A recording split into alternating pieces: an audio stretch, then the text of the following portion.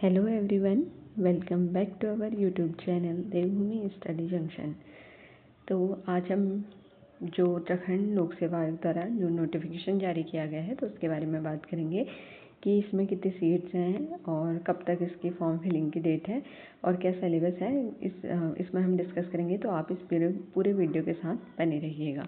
तो यूकेपीएससी ने आज एक एडवर्टाइजमेंट निकाला है जिसमें कि टैक्स एंड रेवेन्यू इंस्पेक्टर की पोस्ट आई हैं और टोटल पोस्ट कितनी आई हैं, 29 पोस्ट आई हैं। अभी इसमें भी हम देखेंगे कि कितनी पोस्ट जनरल के लिए हैं और कितनी रिजर्व कैटेगरी के लिए, वो सब चीज़ भी हम इसमें आगे वीडियो में देखेंगे। ठीक है, तो ये एडवर्टाइजमेंट आज की डेट पे आया है 15 जुलाई 2026 को, और जो फॉर्म फिलिंग की लास्ट डेट है वो 4 अगस्त 2026 को है। तो आप लोग इस फॉर्म को 4 अगस्त 2026 से पहले भर लीजिएगा।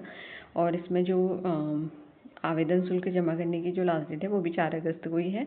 और फिर इसका जो करेक्शन विंडो ओपन होगा वो 12 अगस्त को ओपन होगा और 21 अगस्त को करेक्शन विंडो क्लोज हो जाएगा। तो ये हमें सारी डेट्स ध्यान रख लेनी है। अब हमें टाइम से अपना फॉर्म सबमिट कर लेना है। कोशिश करनी है कि कोई भी मिस्टेक फॉर्म में ना हो। अगर बाई चांस में कोई मिस्टेक हो जाती है तो करेक्शन विंडो 12 अगस्त से ओपन हो जाएगा। तो ये तो था कि हमने फॉर्म देखा कि जो फॉर्म आए हैं कब से कब तक फॉर्म फिल होगा। ठीक है, अब इसमें कुछ और हम इम्पोर्टेंट चीज़ें देखेंगे कि क्या क्या चीज़ें हैं। बाकी ये PDF आपको हमारे Telegram channel Devbhoomi study junction पर शेयर कर दी जाएगी, वहाँ पे आप इसको देख सकते हैं। अब अगर हम इसमें बात करें तो कि जो इसमें कितने पोस्टें हैं, तो जैसे कि मैंने आपको बताया कि इसमें टोटल 29 पोस्ट हैं। तो टोटल पोस्ट कितनी है, 29 पोस्टें हैं।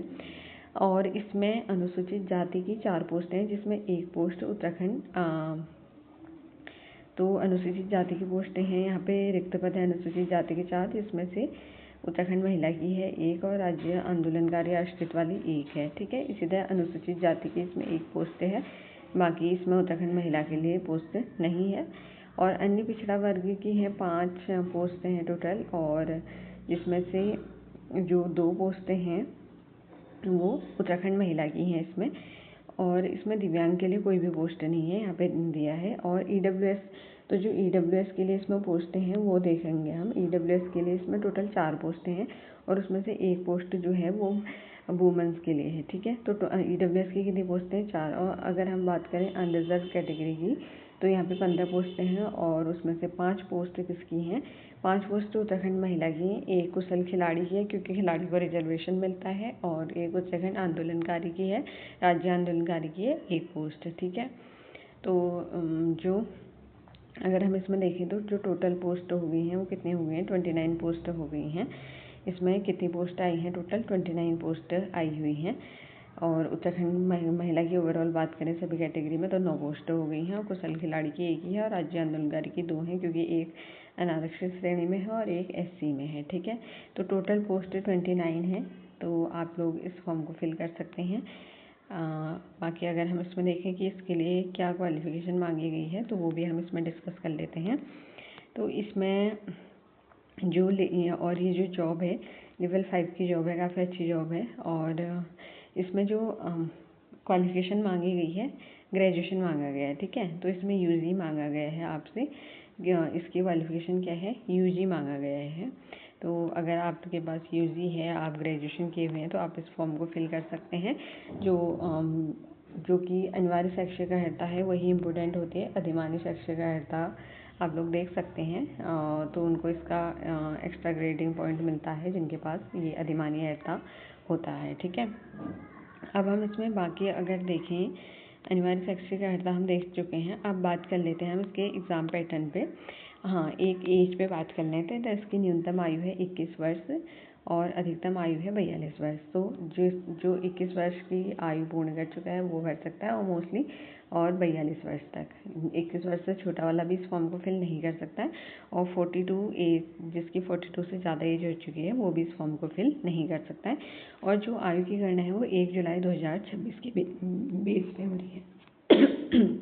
ठीक है, तो यहाँ पे ध्यान रख लेना, जो आयु गणना हो रही है 1 जुलाई 2026 के बेस पे हो रही है।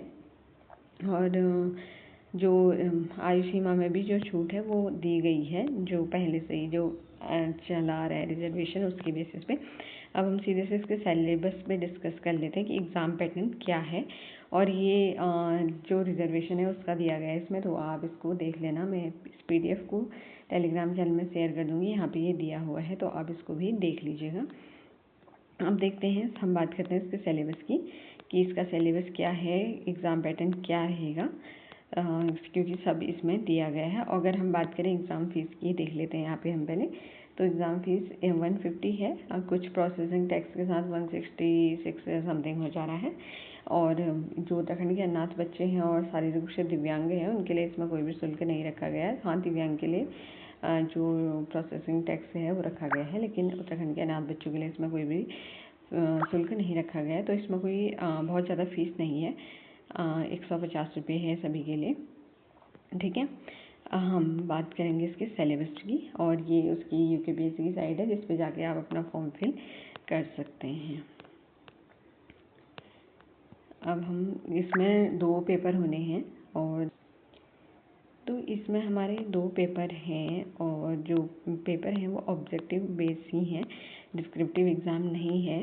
तो यहाँ पे देख लेते हैं हम इसके सिलेबस की बात कर लेते हैं। तो एग्ज़ाम पैटर्न क्या रहेगा, तो ऑब्जेक्टिव टाइप है पेपर। 2 पेपर होंगे, प्रश्न पत्र फर्स्ट और प्रश्न पत्र सेकेंड, दोनों ही ऑब्जेक्टिव टाइप्स के होंगे। और पूर्ण 100 फर्स्ट पेपर जो होगा 100 मार्क्स का होगा, और सेकंड पेपर जो होगा वो 200 मार्क्स का होगा। तो क्वेश्चन भी वही होंगे, फर्स्ट पेपर में 100 क्वेश्चन होंगे, 100 नंबर के होंगे, एक क्वेश्चन 1 मार्क्स का है।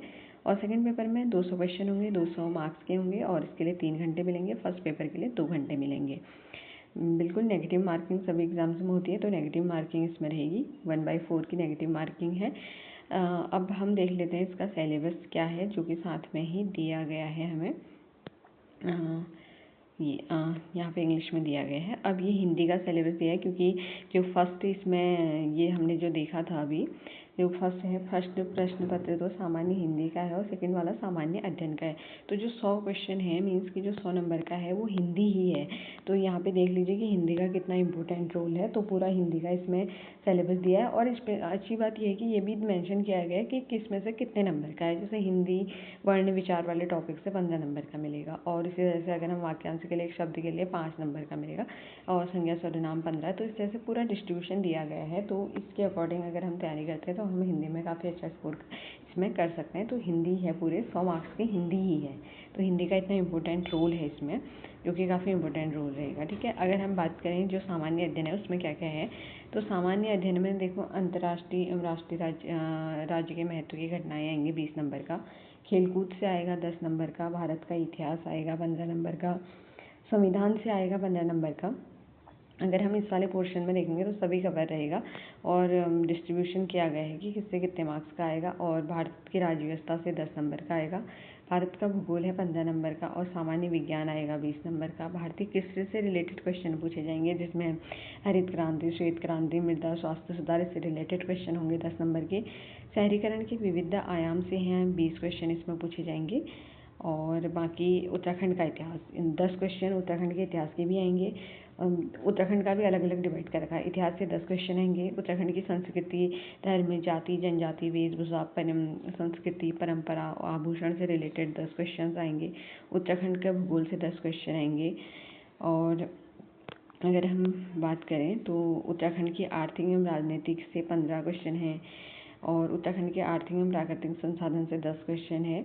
और फिर थोड़ा स्टेट का पोर्शन भी इसमें ऐड किया गया है, जिसमें स्टैटिक्स एनालिसिस, आरेख और रेखाचित्र से क्वेश्चन रखे गए हैं, जो कि 10 क्वेश्चन इसमें ये भी पूछे जाएंगे। तो ये सारी चीज़ें भी हमें ध्यान रख लेनी है, क्योंकि कुल मिला के अगर हम बात करें हिंदी का जो पोर्शन है उसमें सिर्फ हमें हिंदी ही पढ़नी है, जो कि स्पेशली मेंशन भी है कि कितना कितना डिवाइडेड है, वो भी सब दिया गया है। लेकिन जो सामान्य अध्ययन जो 200 मार्क्स का है उसका काफ़ी ब्रॉड है, जिसमें हमें history, geography, political, economics, state का पोर्शन, साथ में ही उत्तराखंड का भी उसमें काफ़ी वेटेज है, तो वो भी हमें देखना है। तो जो उसका सेकेंड वाला पार्ट है 200 मार्क्स का, वो हमें उसके लिए बहुत ज़्यादा, ऐसा नहीं है कि हिंदी इजीली हो जाएगा, बट उसमें हिंदी वाला पोर्शन है पूरा, तो उसमें हमें सिर्फ हिंदी को ही देखना है। लेकिन इसमें काफ़ी सारे सब्जेक्ट हैं, जैसे हिस्ट्री है, ज्योग्राफी है, पॉलिटी है, इको है, उत्तराखंड है, और स्टेट है, साथ ही करंट अफेयर्स है जिसमें नेशनल भी है और इंटरनेशनल भी है, तो ये काफ़ी इम्पोर्टेंट, और साथ ही उत्तराखंड का करंट अफेयर्स भी आएगा। तो ये काफ़ी चीज़ें जो मतलब कि इसका सिलेबस जो है वो अच्छे से ओपन दिया गया है, जिसमें हमें पता है कि किसका कितना वेटेज है, तो हम उसके हिसाब से प्रिपरेशन कर सकते हैं। तो अगर आपको इससे रिलेटेड कोई भी क्वेश्चन है तो आप कमेंट कर सकते हैं। अगर आपको हमारे चैनल में जो वीडियोस प्रोवाइड की जा रही है इन्फॉर्मेटिव लग रही हैं तो चैनल को लाइक करें, शेयर करें और सब्सक्राइब करें।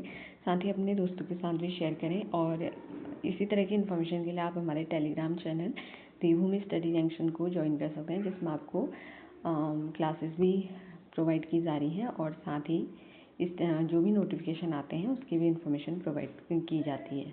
Thank you.